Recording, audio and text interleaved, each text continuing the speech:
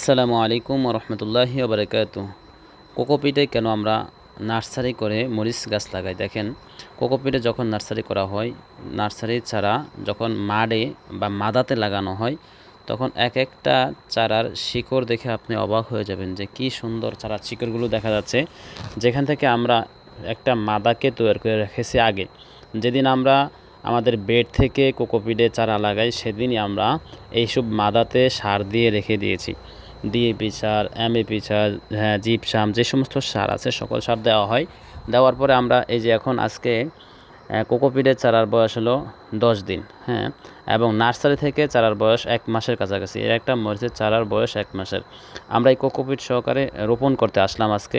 দেখেন, এভাবে নিচে চাপ দিলে কিন্তু চারাটা বাহির হয়ে আসছে, আস্তে আলতোভাবে চারা বাহির হয়ে আসছে। এই চারা দেখেন কি সুন্দর শিকড় দেখা যাচ্ছে।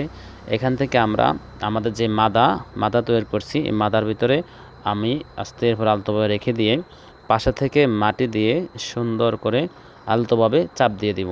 যেহেতু এখনও বর্ষা কাটেনি, হালকা মাটি ভিজা ভিজা আছে, তা লাগানোর পরে আমরা হালকা একটু পানি দিলে হয়ে যাবে।